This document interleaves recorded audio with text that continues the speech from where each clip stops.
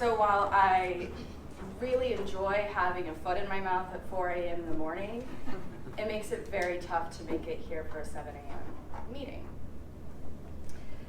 My little monster, as I affectionately call her, is the sweetest, best, greatest joy I could ever have. Being a mother is my new role, and I adore it. But it's also made me think about my relationship with my own mother and how that's evolved over the years. From the beginning, as I'm sure most of you, we all start out, we adore our parents, we love our mom, she can do no wrong, and I was no different. My mom really strived to make us have the best experiences, the most lasting memories that we could have as children. For my brother, sister, and myself. We would go on vacations, camping, circus trips. She would even make multicolored pancakes every Saturday morning. She loves food coloring. To this day, she loves food coloring. You should see our Christmas cookie display. It's beautiful. And then my world was turned upside down when she filed for divorce from my father. This is the moment when our relationship evolved once again into one where I was a little bit resentful of my mother. I acted out with the typical teenage things. She was holding me back, she didn't understand. I think Will Smith said it perfectly, parents just don't understand. Then it happened. It shook me to my core. The way I dealt with it was by being cold and distant from her and pretty much aloof. So while my mom was undergoing chemotherapy, radiation for breast cancer, I was more interested in being with my friends. Luckily, she's been in remission for 15 years.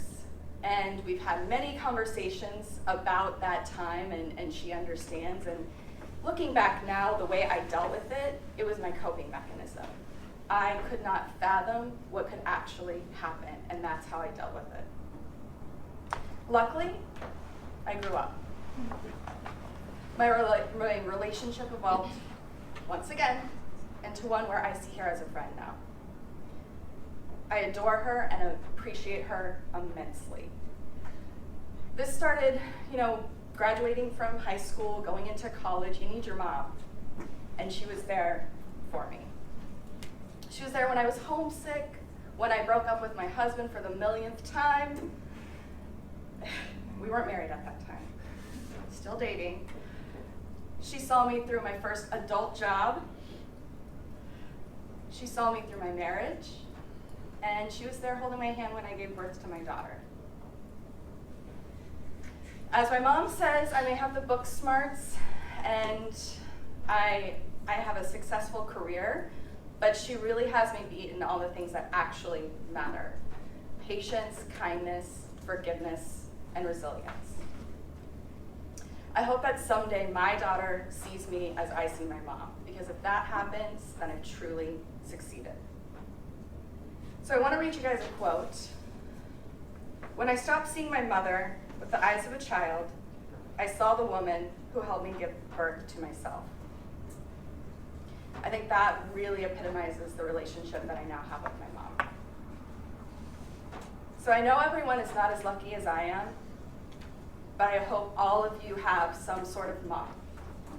And I encourage you this weekend, after this meeting, to let them know, either through a phone call, stopping by.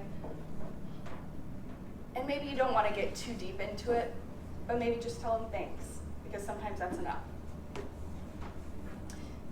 When I stopped seeing my mother with the eyes of a child, I saw the woman who helped me give birth to myself. Thank you, Mom. Thanks.